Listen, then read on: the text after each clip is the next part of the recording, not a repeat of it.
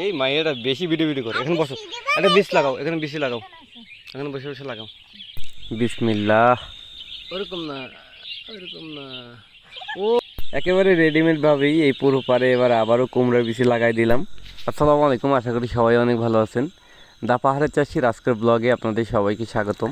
আমরা এবছর চিন্তা করছিলাম যে আমাদের বাড়ির সামনে কোনো সবজি টবজি আবাদ করব না, কারণ ছিল আমাদের 4টা ছাগল আছে, ওদের বান্দার বাড়ির আশেপাশে এই জায়গাটুকু ছাড়া অন্য কোনো আমাদের জায়গা নেই। তাছাড়া একটা গরু আছে, ওর খাবার দাবারের জন্য আমাদের বাহির থেকে খুঁজে আনতে হয়। আমাদের বাড়ির সামনে এইটুকু জায়গা মাত্র, এইটুকু যদি আমরা সবজি চাষ করি তাহলে আমাদের ওই ছাগল আর গরুগুলো বান্ধার ওরকম কোনো প্লেস নেই। গত বছর এই জায়গাগুলোতে কিছু করলা লাগাইছিলাম, আর এই সামনের এই জায়গাগুলোতে কুমড়া লাগাইছিলাম। আলহামদুলিল্লাহ অনেক ভালো পরিমাণে কুমড়া হয়েছিল, আর কাঁচা কুমড়া অনেক ভালো দামে বিক্রিও করতে পারছিলাম। তো এবছর করবো না চিন্তা করে একটু লেট হয়ে গেছে, তো তারপরেও শুরু করছি যেহেতু, ইনশাল্লাহ আশা করি ভালো কিছু হবে। দেখেন মাশাল্লাহ, কয়েকদিন আগে লাগানো আমাদের সেই শশা গাছগুলো অনেক সুন্দর হয়ে গেছে। তো এগুলোকে আমরা সার দিয়ে পানিও দিয়ে রাখছি। তো আজকে সকাল থেকে আমি এখানে অনেক কাজ করছি, আজকেই এখানে মাদা তৈরি করছি, আর আজকেই এখানে বীজ লাগাই দিব। দেখেন এই জায়গায় মুরগিতে কী কাজ করছে, একবারে এই চারাগুলো সব ধ্বংস করে লেছে। এই পাশে পুরো পার্ক ঘুরে কুমড়ার মাদা তৈরি করা হয়েছে এক লাইন। রাখার বীজগুলো কম গজ হয়েছে না? ওগুলোই ঠিক আছে, এটা যে কালকে লাগানোরই দরকার ছিল। কালকে তো ফাড়েও না, কালকে দেখছি মুখটা খালি ফুললে ফুললে ভাঙে না আস্তে আস্তে।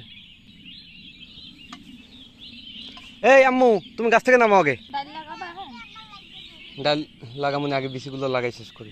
মাটি শুকাই খড়খড়ে দেওয়া যাবো কাদা এখনো, কাদা থাক, যেগুলো শুকাইছে ওগুলো আগে আগে লাগাইতে না। আগে এই বিচিগুলো লাগাই শেষ করি। আসো, গাছ থেকে নামতে বলছি না, এদিকে আসো, এখানে বসো, এখানে বসো। আমাদের এই পাশে যাই কিছু লাগাই, সমস্যা একটাই, কয়েকদিন পরে এখানে পানি থাকবে না। এখানে এই পুরো জায়গাতেই ধান লাগানো হয়, আর তখনই এই পানি সংকটের কারণে এখানে আসলে তখন কিছু করাও যায় না। তো ওই পাশ থেকে মোটর দিয়ে পানি আই না, যতটুকু করা যায় ততটুকুই। লাগাও লাগাও।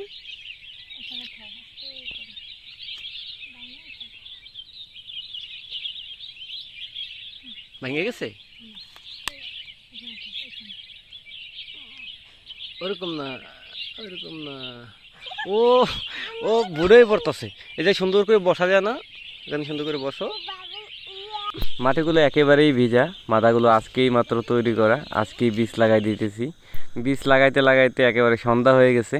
আচ্ছা, আপনাদেরকে একটা কথা বলে রাখি, আপনাদের কারো যদি রাঙামাটির পাহাড়ের জমে উৎপাদিত হলুদ লাগে তাহলে সরাসরি আমাদের কাছ থেকে নিতে পারেন, কারণ আমাদের বাসা হইতেছে রাঙামাটি, আর আমরা যে উপজেলায় থাকি এখানেই মূলত হলুদগুলো চাষ হয় জমে।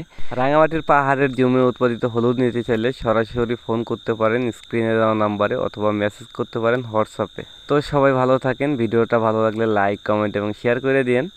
ইনশাল্লাহ দেখা হচ্ছে আমাদের পরবর্তী ভিডিওতে। সেই পর্যন্ত সবাই ভালো থাকেন, সুস্থ থাকেন। আসসালামু আলাইকুম, আল্লাহ হাফেজ।